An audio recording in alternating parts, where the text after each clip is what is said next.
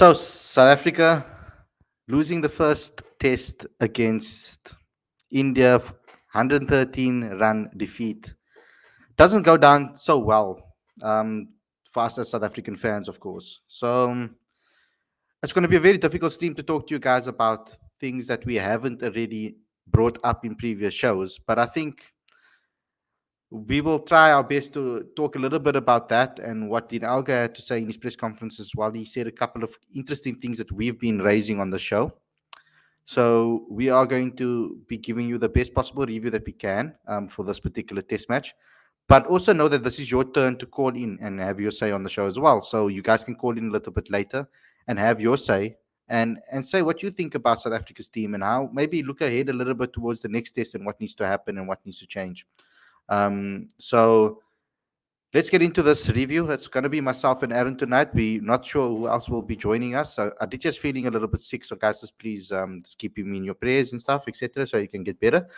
But other than that, it's going to be myself and Aaron. We're going to give you guys our insight into the game and what we thought from both sides of the spectrum. And let's get straight into today's show. Don't forget to subscribe to this channel. Click that notification bell for all future videos. You have to do that every single time. I have to tell you guys because there are still people watching that are not subscribed. So please subscribe to this channel.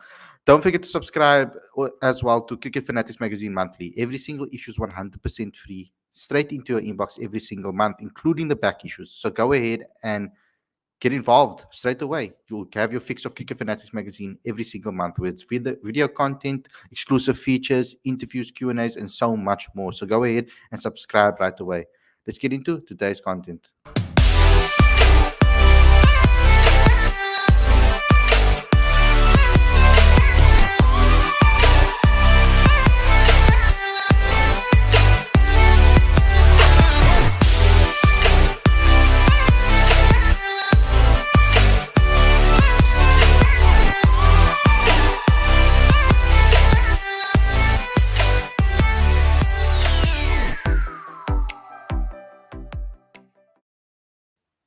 Good evening, everybody. Welcome to Cricket Fanatics Magazine. This is your review show. I'm your host, Khalid Moeed, and I'm joined by Aaron tonight. We're going to be wrapping up this particular test match, talking about where we think South Africa should improve, where they went wrong, what we think about what Dean Alga had to say.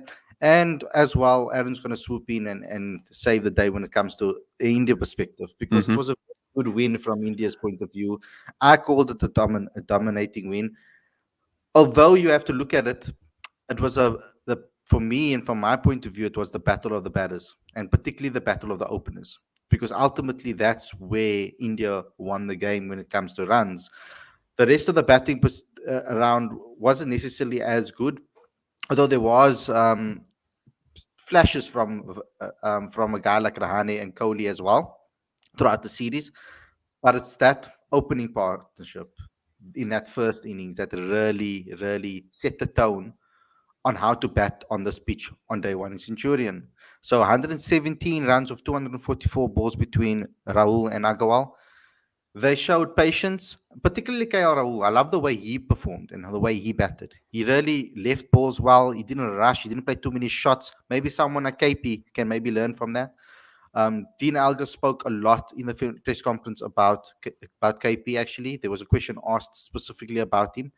And he mentioned that maybe South Africa are going to open up a conversation about maybe protecting him a little more, something that we spoke about, and say that in the presser is very interesting, because maybe Rassi can take that responsibility at 3, maybe he can bat even lower and Temba perhaps at 4. That's all our possibilities, so Dean did say something about that in the presser. So at least there's an acknowledgement from his side that of one of the reasons why we lost this game. And he did mention a little bit about intensity, not having played enough games in this particular leading up to this test and the schedule. He said he also spoke about specifically 4-day cricket, that our players haven't had the opportunity in our schedule to play 4-day cricket.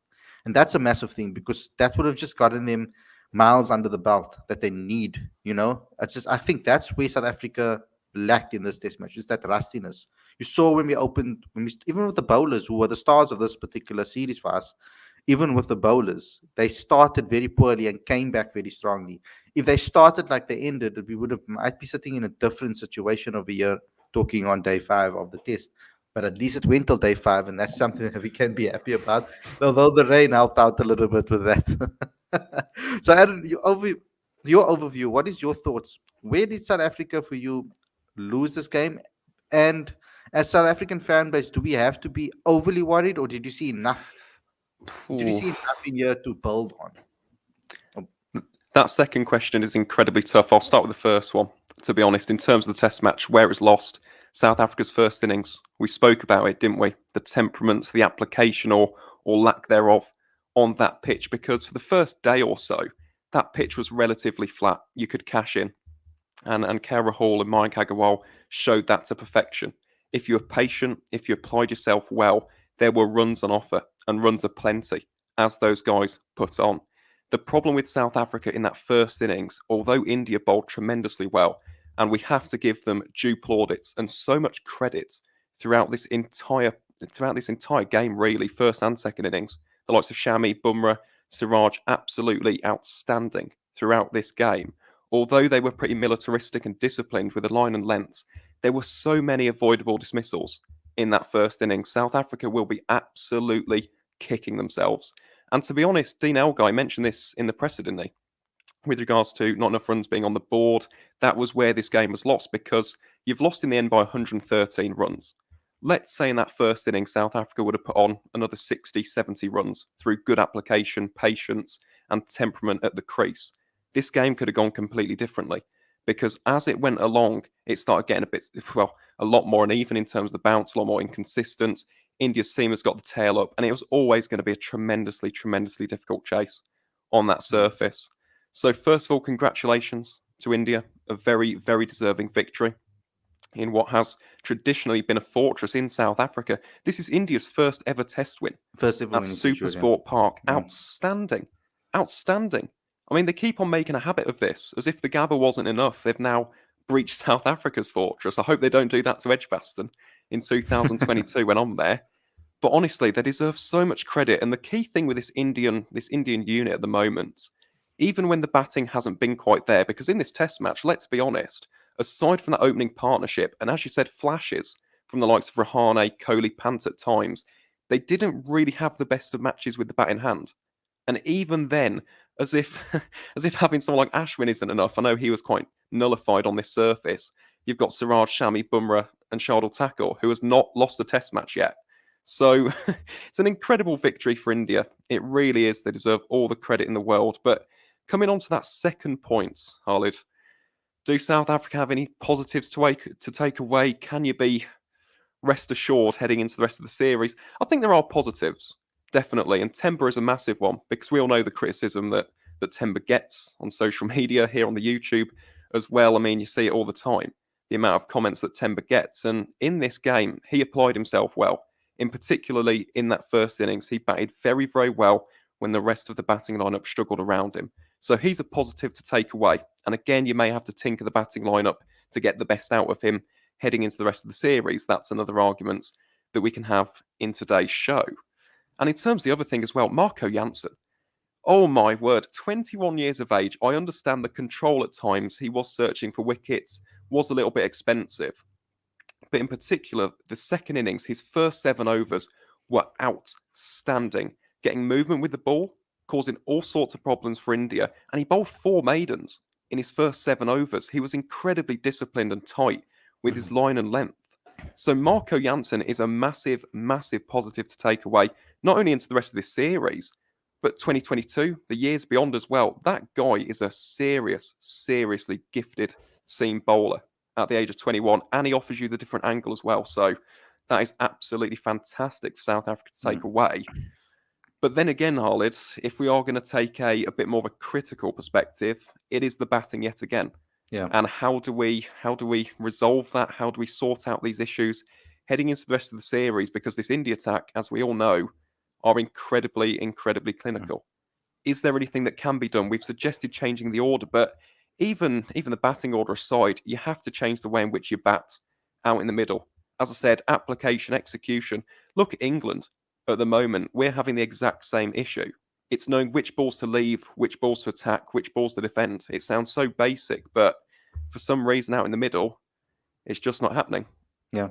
So moving on to that and looking ahead a little bit, because the positions right now after this particular test that we are going to still question is that Vian Milderow, whether Vian is contributing enough with the bat to keep his position, because he's not. It's not like he has Janssen. He has a Janssen or Ngidi type of performances regularly. It depends on the conditions. So on the high felt, is he going to contribute enough with the ball to for us to say, look, he keeps his spot, or do we need an extra batter? That's an option. And then obviously the movement of KP. Mm.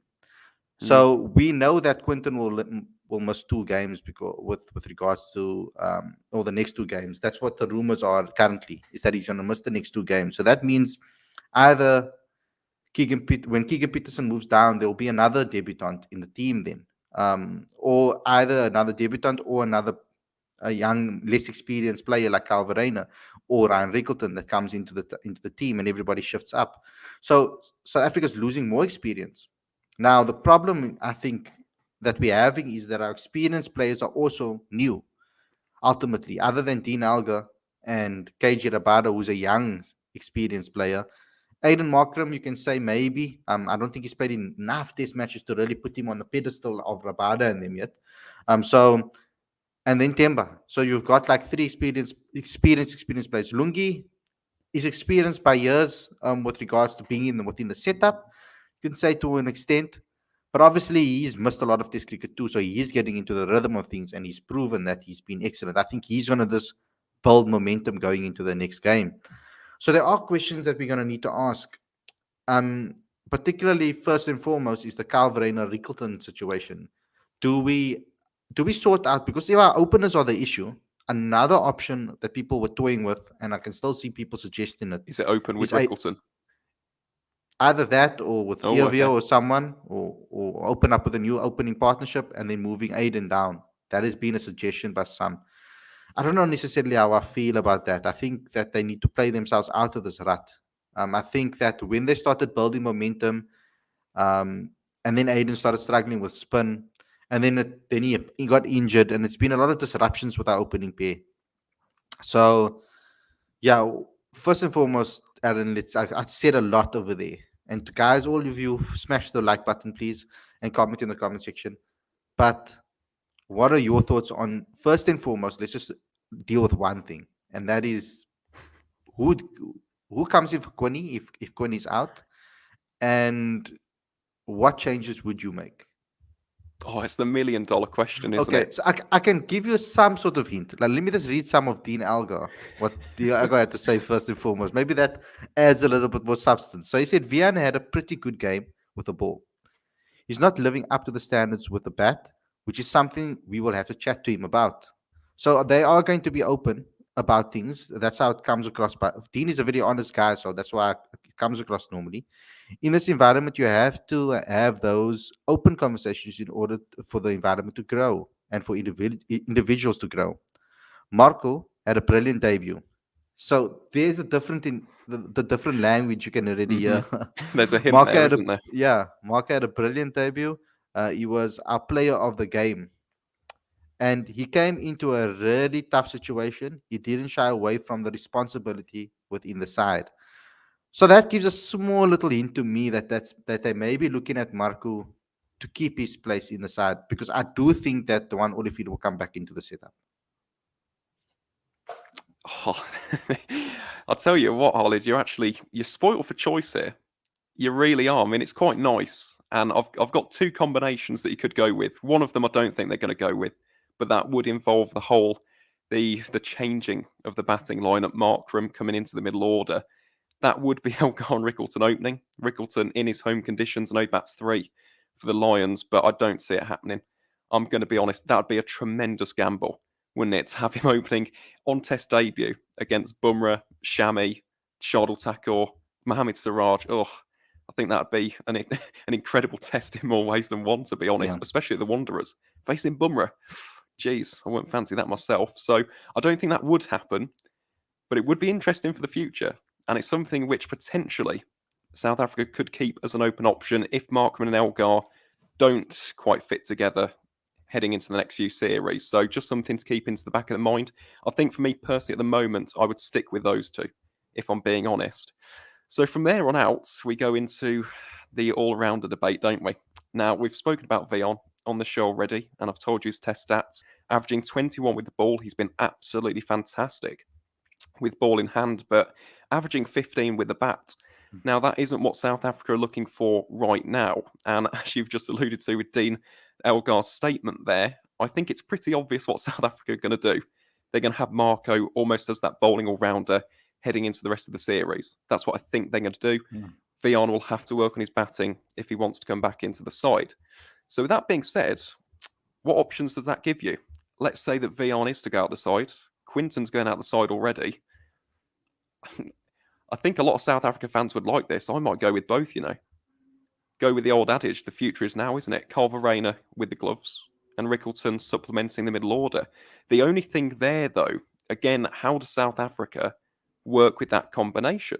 Do you go Elgar, Markram, Peterson at 3, then you go with Rassie at 4, then you go at Bavuma at 5, Rickleton at 6, Verreynne at 7? Or do they go with the option that we alluded to, which is where you shield Keegan and you have the experience all at the top? You go very top heavy. So you go with the likes of Markram, Elgar, Van der Dusen at 3, I think, for me. I think he can offer a bit more of an anchor role. Bavuma at 4. And then you go Peterson, Rickleton, Verreynne. I'd love to know the viewers' thoughts on that as well, because that would be a very, very interesting lineup to say the least. But I'd like to see them both. If there's a way, I think it'd be a really, really good test for them both. They're in the middle order. There's not too much pressure. I mean, you're already 1-0 down in the series. Let's be honest, you are the underdog already. It's not as though South Africa are expected to wipe the floor with India in this series. Why not try it? Why not try something new? Why not give these guys the opportunity to go out there and express themselves on a wicket which is notorious for its bounce? But if you can negotiate it, you can score some big runs. So I'd bite the bullet. I'd go with both of them, if I was being honest. So we got our first caller. I'm going to ask him his thoughts on this. We've got Ashwani back with us again. How's Ashwani? What do you think South Africa have to do? Like, especially in those things that I mentioned, particularly with Algar, his comments, what he had to say is basically, he did say in his statement, we need to, as a leadership group, try and give him a better opportunity to try and contribute. That is, he's talking about KP. And he mentioned at the beginning of that statement, if you go and watch the full press conference on the channel, he does speak about moving him down and maybe shielding him so that he can play his game, his own natural game. So that's something we discussed. But there's two talking points over here. What will we do with KP and what do we do with Mulder? And then who comes in for the next test? First of all, hello to Khalid, hello to Aaron. How are you? Yeah, coming to the test match, I think South Africa don't play that badly, which it looks like. I think that first day cost them because India play exceptionally well, and South African bowlers, I think they don't stick to their line and length which they done in the second innings. Coming to South Africa's opening partnership, I think they need more from their opening partnership, and they need solid platforms to build on. I think being one down within the first few overs constantly puts us to them to the back foot. I think after them they don't made their base. Coming to the Algar play brilliantly today, but I think if I could pick up the team for Johannesburg test, I think in Johannesburg, India played really well. Come back to that 2013-2014 test where Faf du Plessis and AB de Villiers, they chased down nearly 413 total. So I think South Africa should go with the 7-4 combination. I made my team, so I will read you out. My opening combination will be Algar and Markram. Third will be Keegan Peterson. Fourth, Temba Bavuma. Fifth, RVD. Sixth, Ryan Rickleton. Seventh, Kyle Verreynne, because obviously De Kock will not play. Eight, Marco Johnson. Nine, Rabada. 10, Olivier. And 11, Ngidi. This will be my playing 11 for the Johannesburg test. Interesting. Thanks a lot. That's a lot to talk about. So thanks a lot, Ashwani. We'll chat to you again on the next show when we have another one. Khalid, one thing I want to talk to Aaron about Go that on. Ashes debacle which Oh, okay. England would do. I think uh, I talk about why England underperform in Australia because I think You're funny, Harley. Go on, because Ashwani. I think Apologies for the yeah, yes, yes, interruption yes. from our host. Sorry, please. Because I think English players take it as an obsession to win down under, and mostly I think the wickets in county cricket are you can say that for three saw them from the past 3 to 4 years they are little bit greener. I think that ECB should made flat wickets for them, flat wickets or where they can score runs. I recently heard from a ex cricketer where he said that Marnus Labuschagne, who is the world number one batsman, is out from 45 years old Darren Stevens. That is the really Yeah, he joke. was in Probably, I think Cardiff. Yeah. yes. I think England should make flat wickets, and I think I also give you the new suggestion that drop in wickets. England can use drop in wickets because Pakistan, Ramiz Raja also bring it to its nation. That drop in wickets will help to their nation that they can perform well in Australia. England can use them, and second thing I think that in net practice session that we use arm roller use for practice. I think it is the wrong way to the practice because you cannot judge the line and length of the ball you play in the actual test match. You cannot rectify your in swing, out swing, leg cutter, off cutter. So I think it's the wrong way to practice. Not only for it's England, for all our teams. I think we should go to the tradition method of the practice. That's why most of the young batters or opening batters facing these technical issues, they go to the technical old traditional methods of the training. That's what I want to say. Dhanyavad Ashwani. Very, very good points, I must admit. And with regards to Thank you. the England debacle, as we'll call it, because it has been very disappointing. I'm not going to go into too much detail, to be honest, Harley, because this is India, South Africa, but it's a multitude of factors. It really is. Wickets, definitely. I think that we could improve wickets in county cricket, make them a lot flatter. I'm a Warwickshire fan. This year, we had a hybrid wicket at Edgbaston. It was the exact same one that they had up at Old Trafford. And all but one of the games went all 4 days. It was fantastic. It offered so much for bat and ball. The games were fantastic, gripping contests. So I absolutely agree with that. There will be some areas like Worcester, for example. Worcester does experience flooding. That'll be tougher there. It is usually a slow wicket. Durham as well. It is very, very hard. It's very seam conducive up there. Well, just given the conditions really up in the northeast. So it'll be difficult in every single region, but definitely the test grounds. That should be something the ECB are looking at. Another thing is coaching. Absolutely. I do think that we need to review our coaching system here in England and Wales. I don't think some of the coaching techniques are necessarily viable enough to produce the very best players on the international circuit. I also think that the ECB themselves need to prioritise red ball cricket a bit more if they want us to be more successful. You can't just push the county championship to the peripheries, the outer edges of the season, the Aprils and the late Septembers, and then expect England to rock up in Australia and demolish the Australians. It's not going to happen. So it's going to take investment. It's going to take a little bit of review. England and the England and Wales Cricket Board are going to have some honest conversations. We're going to have to look at this. We're going to have to put a plan in place. And another important thing is sticking with that plan. Because we were told in 2018 that we had a 4-year plan for this Ashes series. Where is it?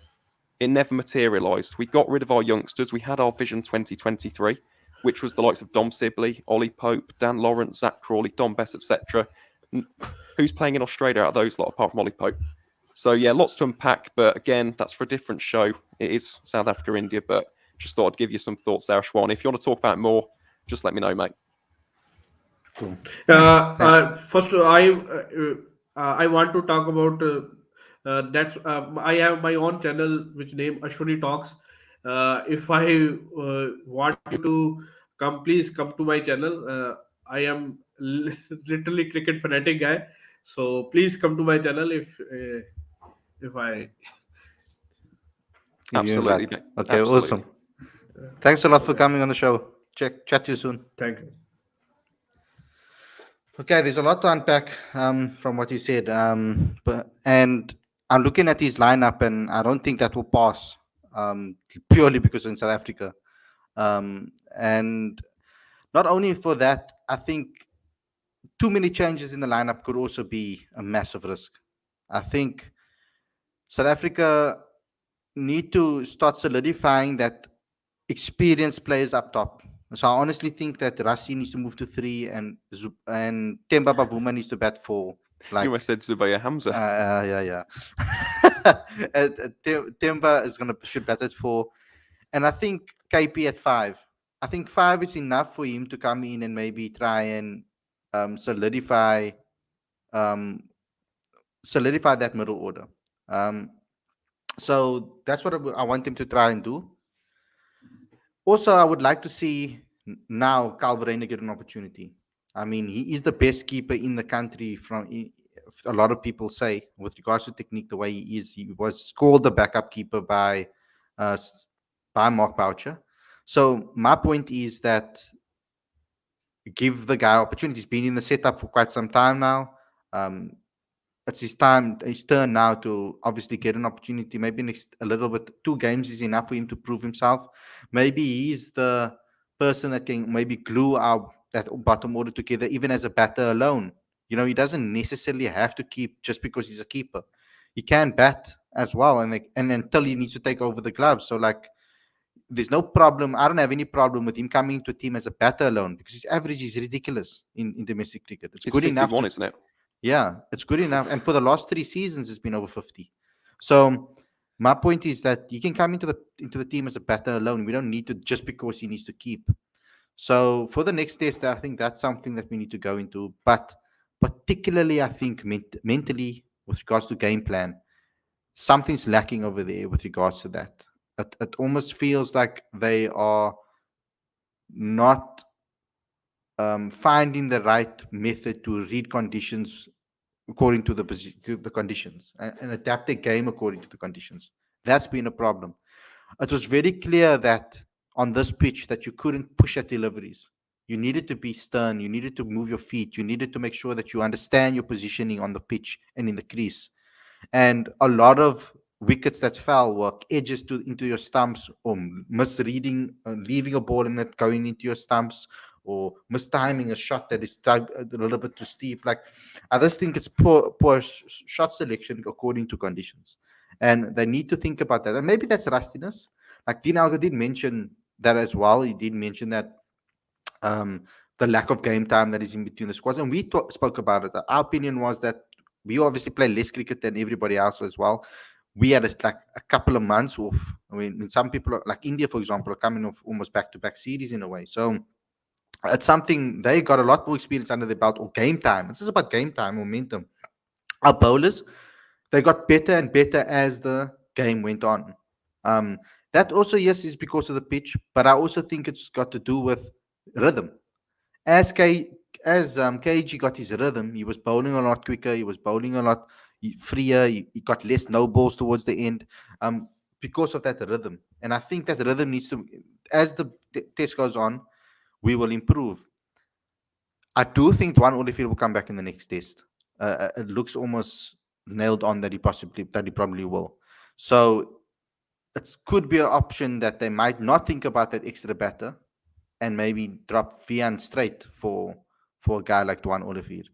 Um, I'm not 100% sure if it's the right choice at the moment. I don't think that they have a headache on their hands because then Janssen actually performed. If Janssen didn't perform, it was an easy transition. It was an easy swap. Another option is maybe to take Keshav out, and not play a spinner. But well, what we've heard from Boucher in the past is that he's always wants to play one spinner for options. So yeah, your thoughts on that? It's a tough one, isn't it? I mean, to be honest, Olivier should have played in Centurion. That's my personal opinion. Obviously, That's with the power of hindsight now that South Africa have lost this game, but there wasn't really a lot in there for the spinners. I know at times Ashwin got a little bit, but if you look at Maharaj, 18 overs going at like 3.25. In India just rotated him very, very easily. I think in hindsight, South Africa probably would have been better off going with Duan. I mean, the guy averages 8.73 at Supersport Park, and that's bowling average. That's not batting average either. So yeah, just something to understand really. I think heading into the Wanderers, he has to play. He has to play. I mean, for goodness sake, the guy's been in scintillating form in the domestic series. It's his home ground. He has he has a test average of 14. Again, a bowling average of 14 at the Wanderers. He's got that extra pace, the extra height, the extra bounce. He will cause issues for this Indian batting lineup. And let's be honest, again, I come back to this point. Aside from that opening partnership, did India really impress with the bat in hand? Have they No, shown that they've got the capabilities to really hit the hammer hard against this South Africa team? Because I don't think they have so far. So for me personally, Duan has to come into the team.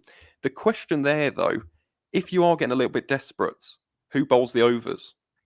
Do you go to Dean? Do you go to Aidan Markham if you want to try something different? I remember England did this actually in the fourth test in 2020. We had Joe Denley and Joe Root just to give the bowlers a little bit of that break, but the breakthroughs were coming from the four seam options. So that's something for South Africa to think about. It's a tough one because judging by that from Mark Boucher, you do question whether or not they'll go with the 7-4. Because judging by that, he might go with Maharaj. The key thing there, though, the Wanderers for spinners is a little bit of a graveyard.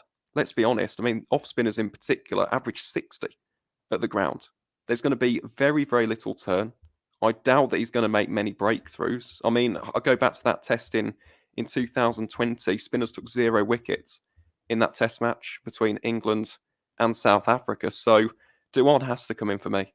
I mean, if I'm being honest, I probably would go all seam. And then if you really are desperate, not that you should be at the Wanderers because it's a seam-conducive venue. If you really are desperate, though, Elgar, Markram, they'd have to fulfil the rest of the overs. And that's an interesting point. I can see that view as well. So there's gonna be some reflection that needs to take place. Smash the like button, please, guys. I want to see 50 likes on this video after this video. I really want to emphasize that they need to. It is a mental thing, but I think a lot has to do with also rhythm and match time out of their belt. I think they're gonna go into this test against the Wanderers knowing what to expect. I feel like it's actually the perfect situation to have the Wanderers next and not Cape Town in between, because, or if it was Cape Town in between the two tests, then it's a whole different ball game there with conditions again. So at least you kind of know what you're getting with India going into the next Wanderers test. I don't think they can bowl. I'm a bit cautious to say this, but they bowled exquisitely in these conditions. And right, I don't think that necessarily they can trick South Africa with anything new now. Like, I think they understand, South Africa will now understand what these bowlers are good at and what they're capable of. Just being aware of that should be able to help them a little bit more. I'm hoping that this was just a blip for our top order, that this is not how they actually bat. So let's just see. Let's see what happens from that perspective. Who they select in this team is going to be the major thing. So I'm looking forward to that next press conference to ask what they're thinking when it comes to selection, because yeah, we can't just also keep chopping and changing batters as well. We also need to build a team and build momentum as a unit. I do, however, think the one change that definitely needs to be made is KP moving down. That's the one definite change that I'll make, is protecting KP and moving everybody up one. Your final thoughts, Aaron?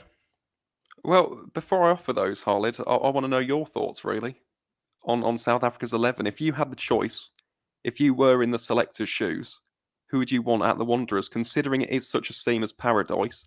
You've got the chance as well, let's not forget, to level up the series and make the final test very, very interesting at Newlands. Who would you go with in your 11? Okay, so I'll keep Dean and Aiden. I think they need to continue. They're trying to find a way to make it work. It's just naturally like that. And I would make Rassi 3, and I'll bat Temba 4. I'll bat Keegan 5, and I'll bat Carl at 6. And then I'll make a straight swap for Janssen and Mulder. I'll take Mulder out for this test. And I'll have Janssen in as our all rounder. I'll still keep 7. Kesh. I'll leave him at 7. Yes. So, or what is it? 5? Yes, at 7. And then at 8, I'll have Maharaj. I'll still keep Maharaj as a spinning option. At 9, I'll take Mulder out basically. And at 9, I'll take KG, Lungi, and who am I missing? I'm missing one. Olivier. And Olivier. So that's more will be 11. That's an interesting one. So you wouldn't go with Ryan Rickelson, the man who averages 49 in first-class cricket, home ground. I think it's tough for a guy like him to come in. I believe that Kyle Verreynne is the type of guy that needs to come into the setup as a replacement. Having another debut into the team, it's going to be tricky.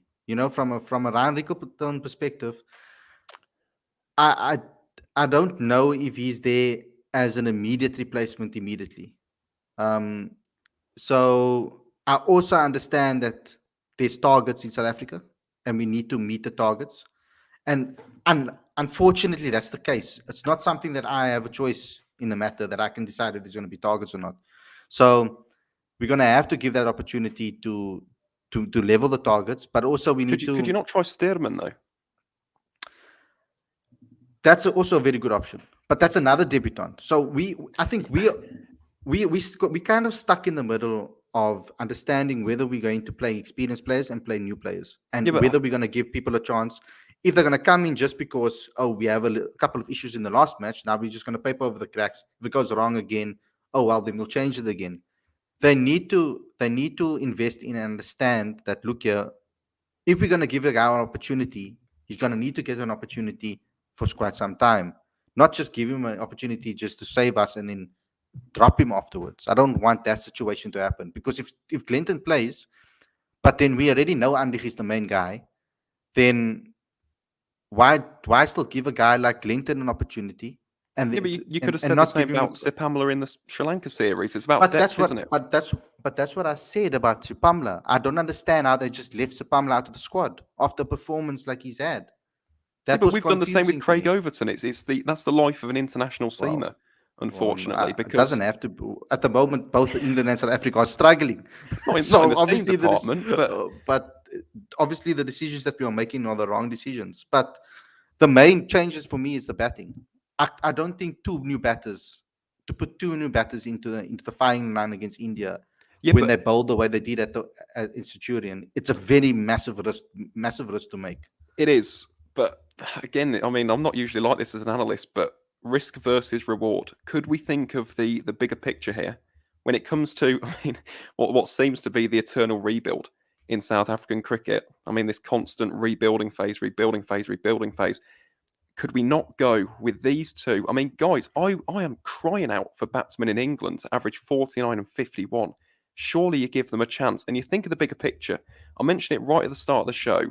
South Africa are not favourites to win this series. If you lose this series, it's one of those, isn't it? I mean, you don't win a trophy. I mean, well, you do win a trophy because it's a test series, but it's not like winning a World Cup or winning a World Test Championship. Would you sacrifice the potential of losing this series, okay, 2-0, hopefully not 3-0, 2-0 or 2-1, right? Would you rather risk that, but in the long term, thinking of the next cycle of the World Test Championship, have a guy like Verreynne, have a guy like Rickelton with experience under their belt against one of the best sides in Test cricket? I think I would want that option, because look at England. Look at England right now. I mentioned it with Ashwani. The Vision 2023 was ejected out the window. And now look at us. We're an absolutely sorry mess.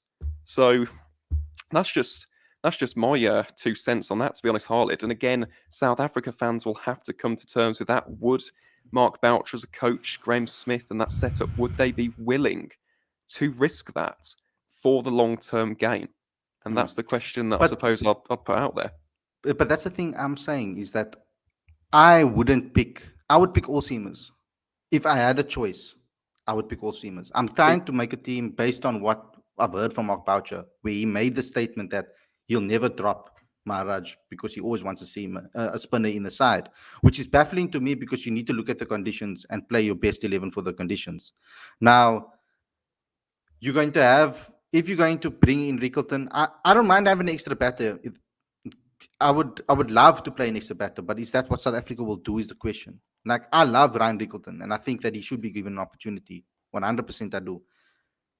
And I do believe that giving the youngsters an opportunity right now, when we can't win the Test Championship anyway, with this team that we got currently, people say, some people underclass us, and they say that we won't be able to win any Test Championship. And we are learning and we are growing. So my opinion is that we should be giving youngsters an opportunity. That's always been my stance on this channel since the start, since we started. I remember clearly telling you when we started our when England came here, I said, okay, Boucher's coming in. I was very optimistic because I thought some of the answers that they said, they're looking towards the future, they're going to be building, and those were the words told to me and the questions that I asked. So I was very optimistic that we would give young people opportunity and build a team for the next 2 years. But what I've seen is not that. I've seen more, oh, we lost experience, we need to bring experience in. I've seen that more than giving youngsters a long opportunity. And Zubair Hamza is a good example of that. So a very good example of that. He failed. They put him in three, put all the pressure on him, expected him to perform. He didn't perform against England. He did overseas in difficult conditions. Comes back, he's gone. And it's crazy. So my reason has always been they need to pick youngsters, even like a selection like Sadal Irvir. I'm a big fan of Sadal Irvir, and yes, he's been long in the domestic scene. But do they see him as the next opener for South Africa? If they do, he should be starting at the age that he is. Well, that's the question, isn't it? I mean, it'd be nice if we could have that transparency in terms of where the team is heading. But in terms of that, I mean, it is important. We keep on talking about rebuild. It does have to start somewhere. And I mean, just look at a team like Sri Lanka, for example. Look what Mickey Arthur's done with Sri Lanka as a test side. They aren't necessarily, up there competing for the Test Championship, but compared to where they were when he first took the reins to where they are now, they're a much better side. And do you know why? They picked a rebuild. They picked a number of players who they were going to make the future. Patron Nisanka, to name but one. Lasithan Bordenia, Praveen Jaiwit-Rama, Ramesh Mendis, to name but a few. They built a team around these youngsters, and now look at them. I mean, to be honest, aside from the England series, Sri Lanka have been fantastic at home. In 2019, they beat New Zealand. This year, they've beaten the West Indies 2-0 at home. So, yeah, it's an interesting one. It's the conversation we always have, though, isn't it, Khalid? I mean, I've been saying it since I started this channel. Exactly. I mean, I sound like a broken record. I feel like someone needs to do identity bingo with Aaron whenever he comes onto the channel, because I mentioned it about 6 times, but it's so important in terms of that winning mentality, in terms of successful teams. They all come from having that foundation of how to win. And I still don't see it, even in this series with South Africa. You've got all these talented players, but there isn't that methodology of how to win games. And it's something which needs to happen. But again, we're going to keep on banging on about it. We need to see actions. Exactly. And it's tough for me to make a decision on what I want to see start, because there are so many options and variables that we can look at. And for me, I think too many changes also will rock us too much when I know that they're looking for a win as well.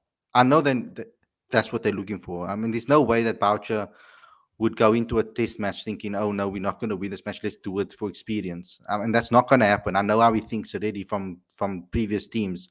So to try and think about who we will select in this test is hard, because there hasn't been a lot of test cricket to judge it on as well. Can I ask you one more question, Khalid, if I may? Okay, with regards to this, and again, it goes out to the viewers out there as well. In South Africa, would you take a year or two of a team with not every single one of them youngsters, but a team with Verreynne, Rickleton, the next generation, for example, Keegan Peterson in there as well, to name but a few? If you were to build this team, and yes, for the first 2 years, you wouldn't win a lot, would you take that for the chance, the opportunity to win in the long term? Because again, I come back to county cricket. I'll come to my county of Warwickshire. 2019 and 2020, under Jim Troughton, we built a team. It wasn't the best team, very inexperienced. We brought in Will Rhodes as captain. I mean, the guy had never, well, he'd captained for England under 19 before, but hadn't done for Yorkshire. It was a massive, massive gamble. Warwickshire in 2019 didn't win a trophy. Bear in mind, we are one of the biggest counties in England and Wales, and yes, it's domestic cricket, so take this with a pinch of salt. But Warwickshire took that gamble, and under Jim Troughton, led a very, very inexperienced team and laid a foundation. In 2021, Mark Robinson, a man who'd won lots with Sussex, had won with England women, came in and won the county championship with this same team. I'm just thinking in the long term, could Boucher Smith not do this? Because let's be honest, he's not the most experienced coach, but could you take the hit for the time being for the greater good of South African cricket, and then in the long term, bring someone more experienced in and finish off the job? I wrote the column like this 3 years ago. I wrote what I think the team should be like going forward. My opinion was always to give opportunities to the younger guys, because I think that you're already losing experience, and the experienced guys that are coming in, they're just wasting opportunities if they go not going to perform. They're wasting opportunities to allow another person to learn from that experience. I honestly believe that a younger guy can learn from a failure a lot more than an older guy. So for me personally, I think that yes, investing in a young team is better.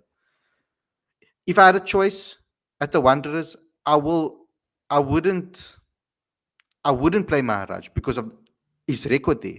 It's not been very good, and I was surprised that they did play him at in Pretoria as well.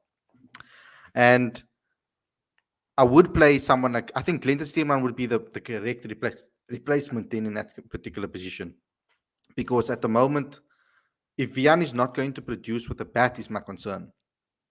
The reason he's there is not because his bowling is world class only. It's because he's supposed to be contributing with the bat too.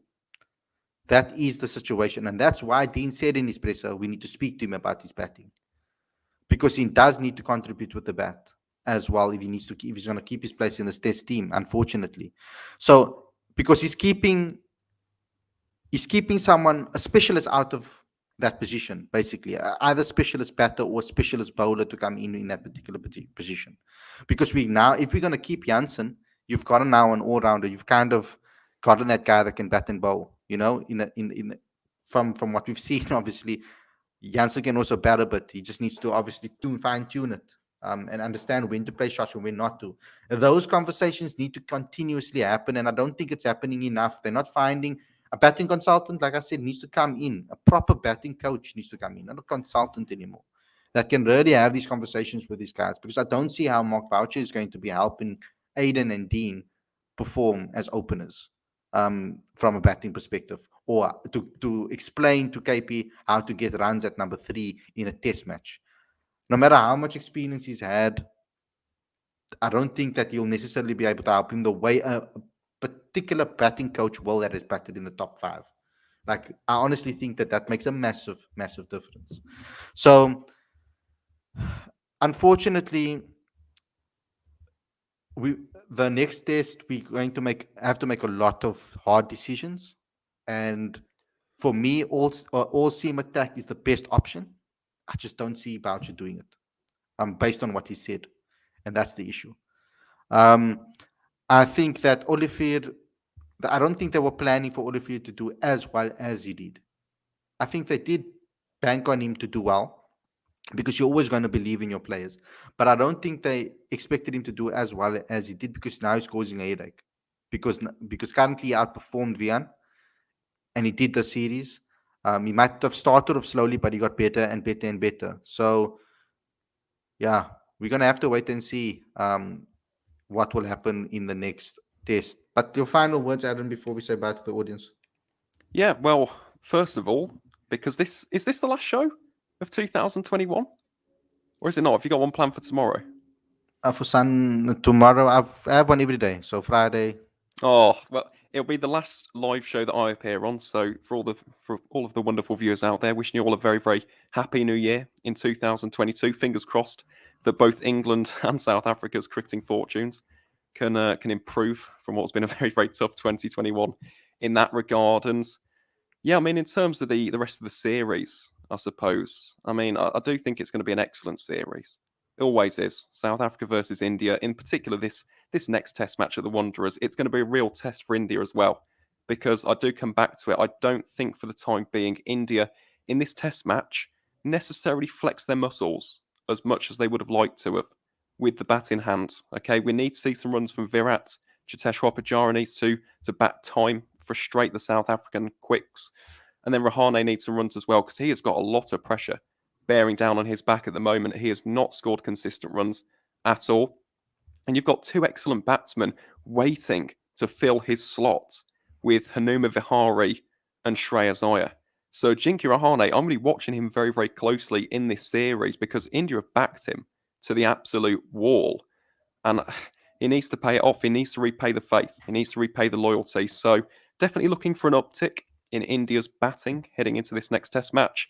And yeah, from a South African perspective, definitely the batting as well. In terms of temperament, application, execution, you can't be fishing the bat out on a six stump line. It's just not good enough in Test cricket. Discipline, temperament, fortitude, resilience. In a game like this at the Wanderers, it might not necessarily be the better team on paper. It might be a case of who wants it more, who is willing to really dig in there and graft for runs on this wicket. So I'm really looking forward to it. May the best team win in the series. And Khalid as well, just one final thing from me to you, mate. Congratulations on yet another fantastic year with Cricket Fanatics Magazine. It's always been an absolute pleasure. I've been coming on for 2 years now. It never gets boring. Okay, I love coming onto this platform. It really is a fantastic channel for us as analysts, for the viewers as well. So interactive. You've given South African cricket a really, really good platform in the world of social media and YouTube. So congratulations, mate. Wishing you a happy new year as well. And of course, good luck for 2022. What shall we say? 10K subscribers? Let's get it there, guys. Let's get it there, please. Thanks a lot, Aaron, for coming on the show and giving your time to us. And we enjoyed your insights, and we continuously will for a very long time. Hopefully, cross fingers, guys. But thanks a lot for coming on. Thanks a lot to everybody that are tuning in. We will see you tomorrow with a Q&A show. You guys can have the last Q&A show of the year. You can ask us any questions, and we'll answer it. So don't forget to do so. Subscribe if you're new, please. Click that notification bell as well for all future videos. And as well, to subscribe to Cricket Fanatics Magazine monthly. Every issue is 100% free in the back end. You can just go and click on it. You'll get every single issue, the back issues, everything 100% free, including the latest issue. Thanks a lot for watching, and we'll see you guys again tomorrow with another daily show. Take care.